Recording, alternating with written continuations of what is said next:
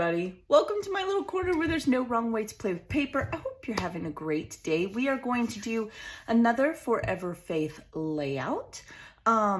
This is just how I enjoy journaling. Maybe it's not the way that you like to journal, but I hope it inspires you. I'm not here to be political. This is just my happy space. I use my scrappy leftovers to create something beautiful, to something that means a lot to me. Usually it's based on a Bible verse that I have done devotionals on or whatever. I just want to make it clear that this is an open, welcome forum, and I am open to your comments. And more than anything, like I said, I hope you're inspired. So let's just have some fun. So I usually start off by reading the Bible verse, and then I just kind of create. I don't even know if it's going to turn out okay, but we'll figure it out, right? So today is I cannot say. Okay, it's this book of the Bible. I cannot say that book of the Bible. It's been an issue for me my whole life. It's not just when I'm talking on YouTube. And it's 7:14, and it's glassy, and yeah, I can't say it. Okay, 7:14. When times are good, be happy, but when times are bad, consider this: God has made the one as well as the other. Therefore, no one can discover anything about their future. I can't say that book of the Bible. Father, you know me. He knows I can do it, right? So to me, I wrote, true peace and joy is not based on good and bad times for me. True joy and true peace is through God and his promise of heaven and eternal life. That is what it is for me.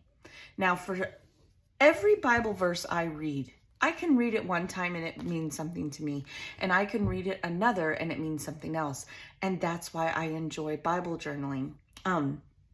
Because I can read the same thing, and whatever God needs me to learn and or feel in that moment is what is brought to my attention through my faith. I truly believe that. Maybe it's different for other people, but is what it is for me. Boy, isn't the sun just beautiful? That's why the sun's coming up. So sometimes I think we need to inhale, exhale during those bad times, and just repeat that over and over again and pray. That is why I chose this. This is actually out of a planner, and I've just kept it. This is as well.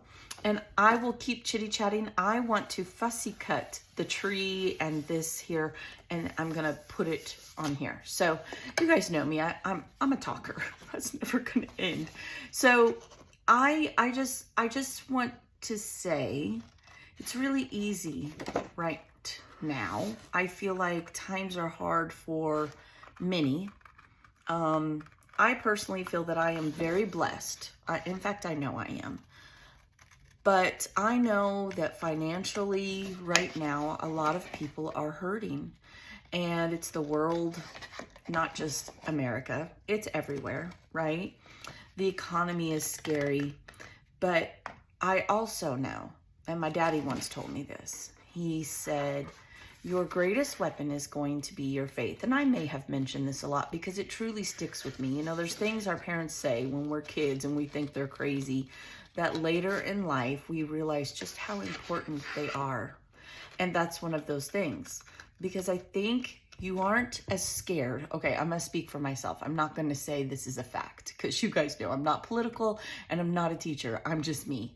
And so I think by remembering that, my greatest weapon, it's not going to be a firearm, it's not going to be a knife, it's not going to be an actual weapon, while we may need those one day. My greatest weapon is going to be knowledge of what God has promised. Because if you know that, and you know what's coming, it won't scare you as much. I mean, it's still scary, right? This world right now, whew, it's a hot mess.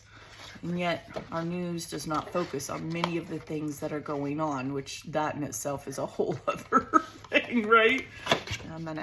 When you're fussy cutting, I like to get rid of the parts that are cumbersome to me. So I'm gonna just kind of cut around this so that I can get to this little tree.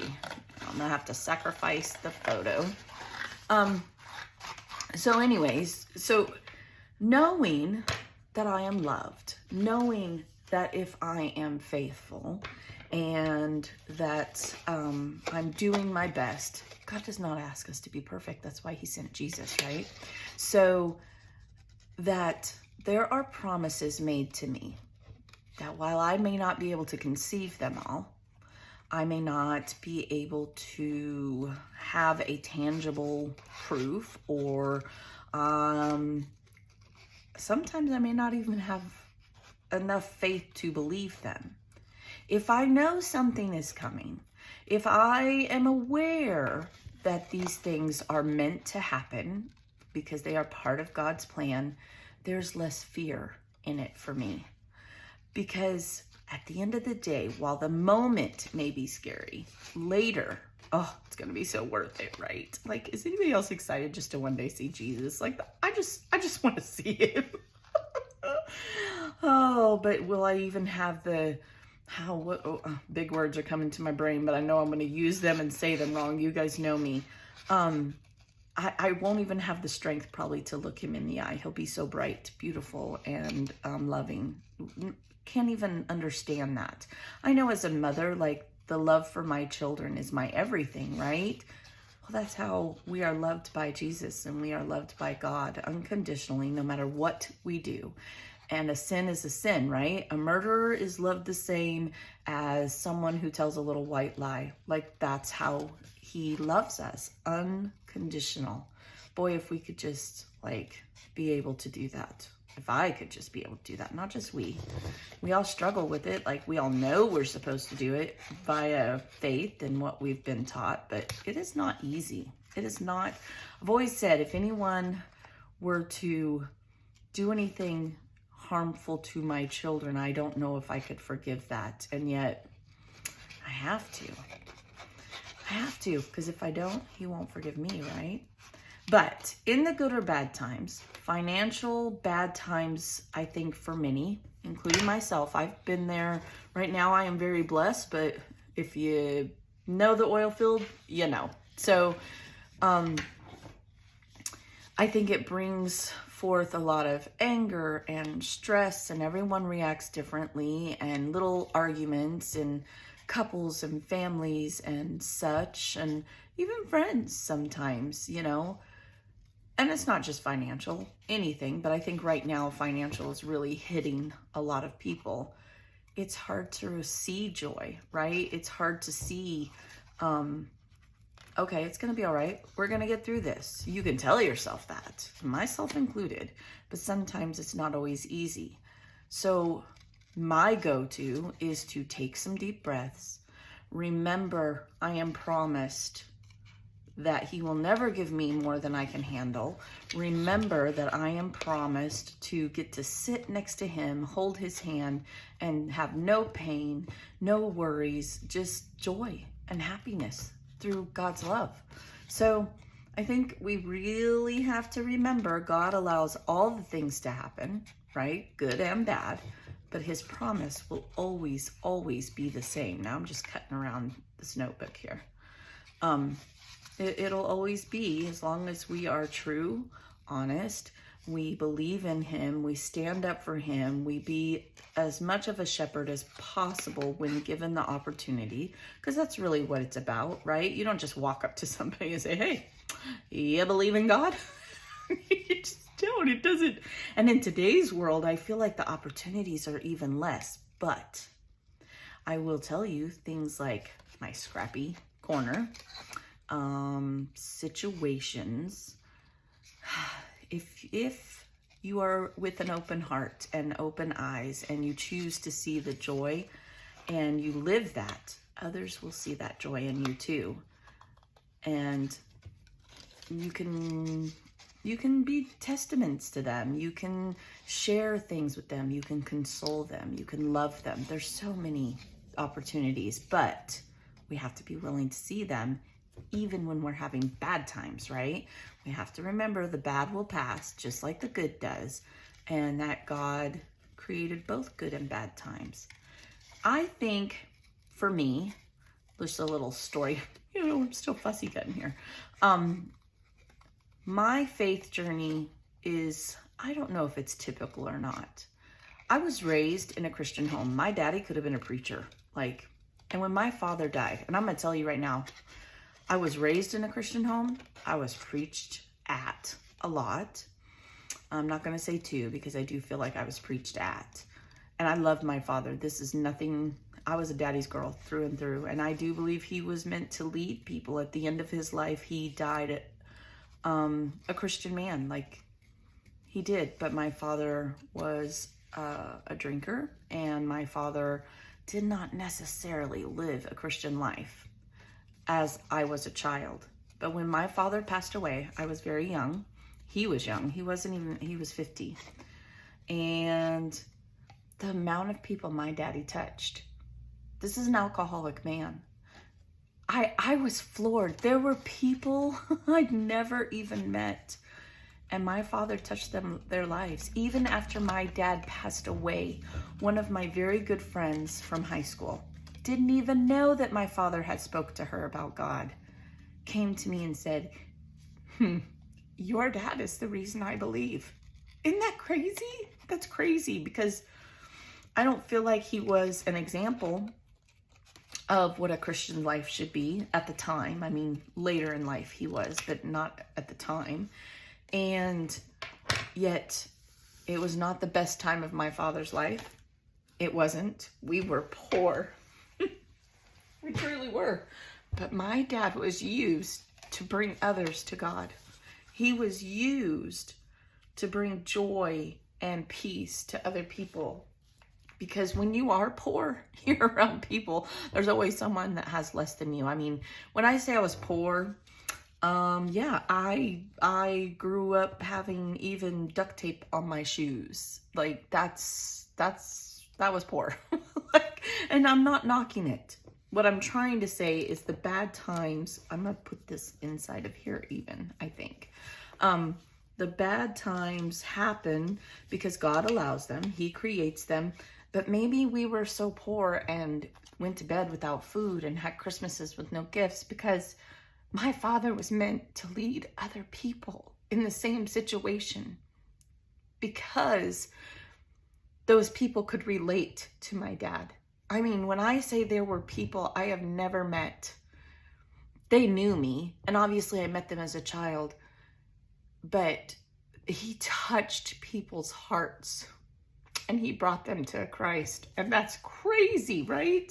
In some of the worst times of my life that I remember, our life, I mean, as kids even had to work. We had a garden. That's how we we ate. That's what we did.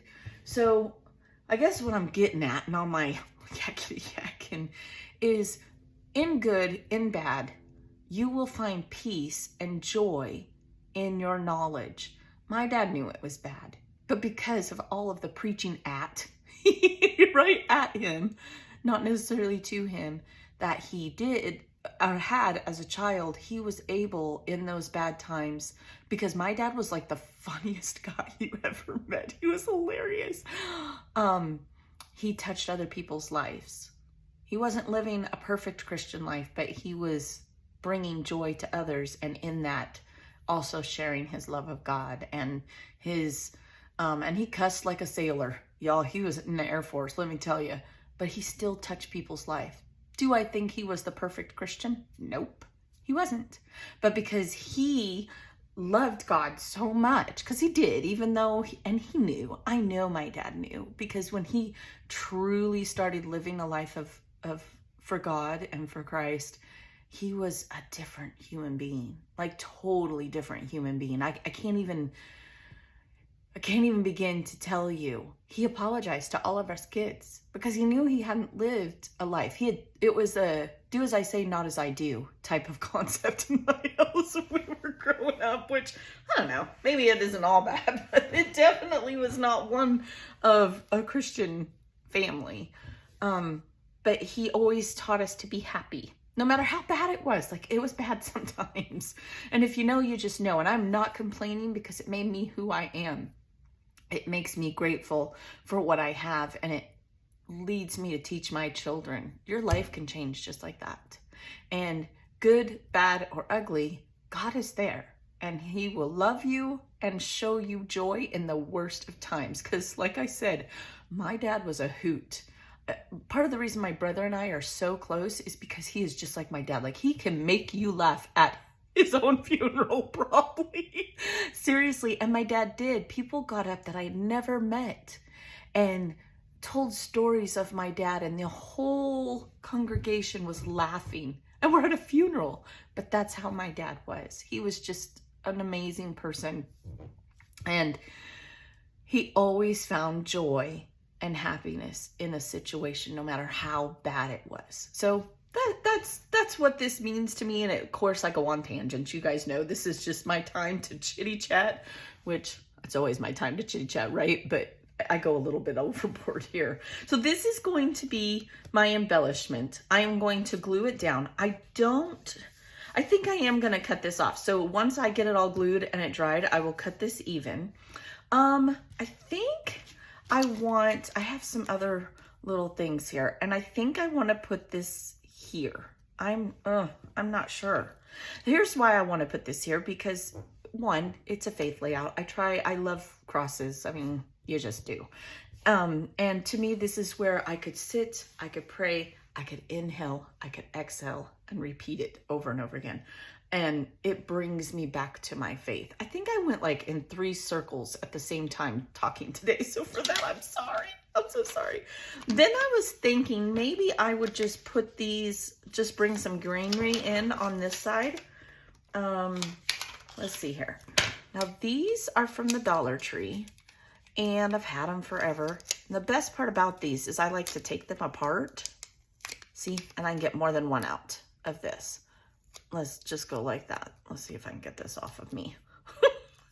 And I will probably take this foam off as well.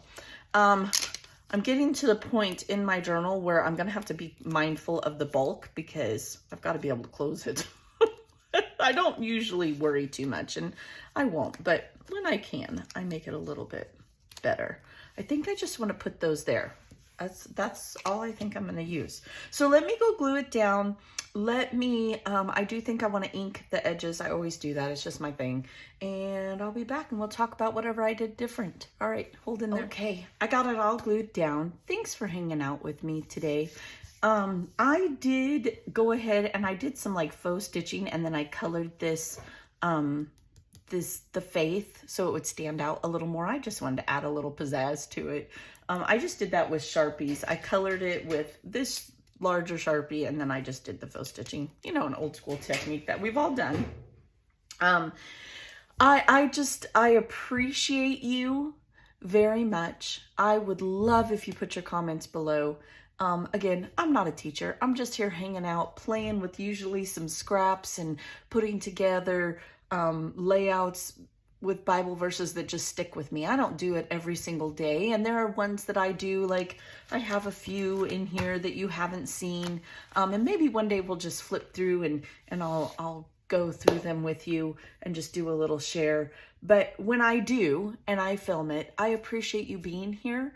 Again, I'm not a teacher. I'm just hanging out, being myself, chatting, and I hope that you're inspired to journal in whatever way is best for you. For me, it's through my faith, and it brings me closer. And one day I hope someone that I love needs to look through here because they're led to do it. And then when they do, they're inspired. Sometimes it's even myself. It truly is. All right. I will see you guys next time. Have a great, great day. Be blessed. Bye-bye.